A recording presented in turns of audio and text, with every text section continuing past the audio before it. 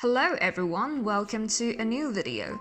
Recently, I have been watching a lot of 18th century inspired shows, and I have always wanted to make some history-bounding stuff in that era. So I thought this is the time to finally give it a try. 18th century inspired dresses is a very popular genre of sewing. A lot of creators have done this before, and their videos have been great help for me in structures and construction.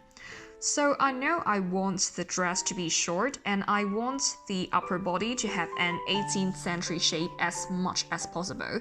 But at the same time, I don't want any boning because I want to throw this entire thing into a washing machine. Having these clear intentions in mind, I drafted a pattern using purely modern techniques.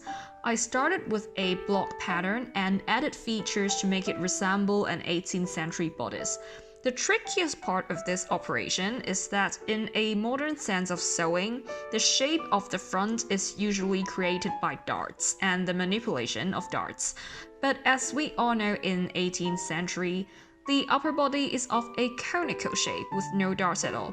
So I tried out a hypothesis.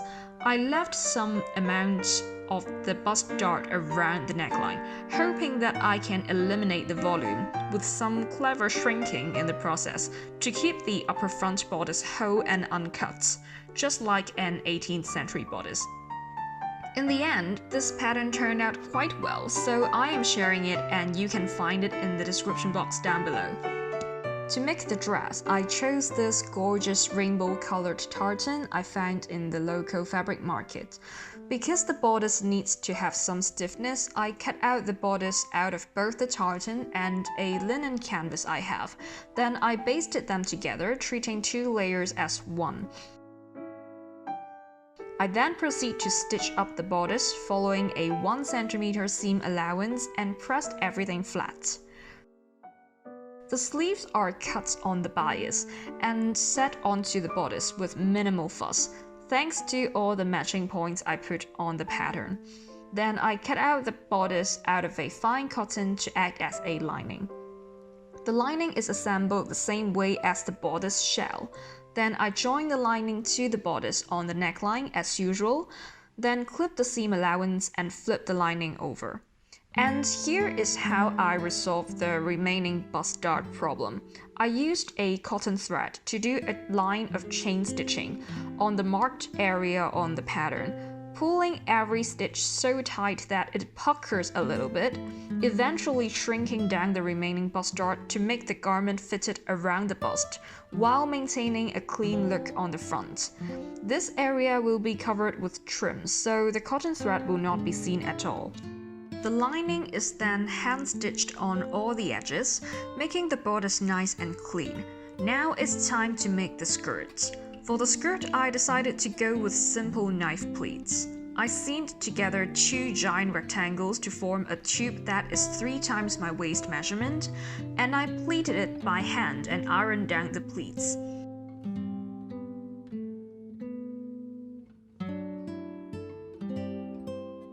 I left the front of the skirt unpleated to install a drawstring later.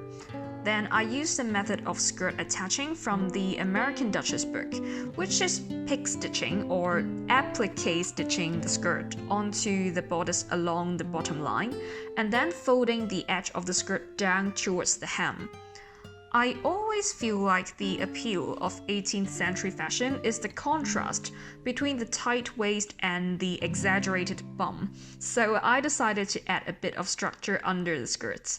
I made some ruffles using the linen canvas, banged them in some bias tape, and stitched them to the inside of the bodice, right on the bottom edge. Because the canvas is kind of scratchy, I put another piece of cotton on top of it to make the dress more comfortable to wear. I put a drawstring structure on the front of the skirt so it could be pulled and fitted to the waist. At this point, the main construction of the dress is complete. The rest is my favorite part: hemming, making buttonholes, and adding trims. First, I did the hemming. The hem of the skirt is folded up and stitched. The sleeve hem is finished with a shell hem to make it more interesting. For the buttons, I decided to go with fabric-covered ones. I found some ugly plastic buttons in my stash and covered them with fabric scraps.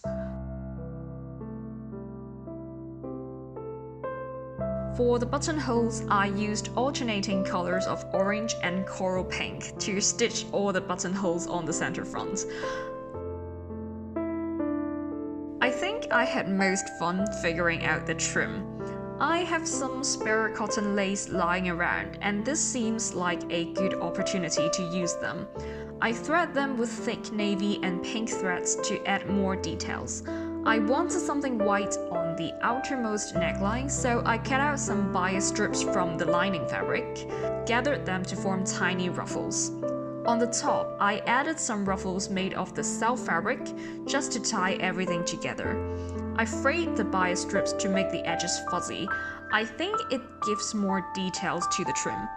Finally, I secured everything with a chain stitch, using the same colored threads on the lace, stitching through all the layers of the trim to finish it.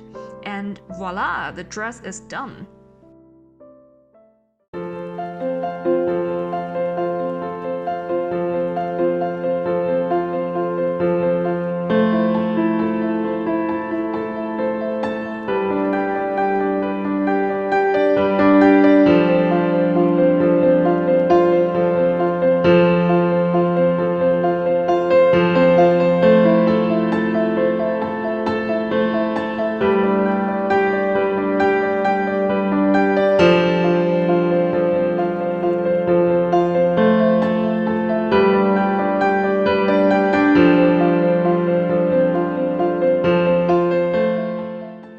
I think the pattern worked really well, and I love the fabric and details on this one.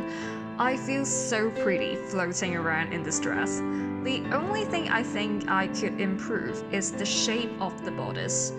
Maybe I do want bonings after all. So I hope you all enjoyed this video, and I hope you will give the pattern a try, and I will see you on the next sewing adventure.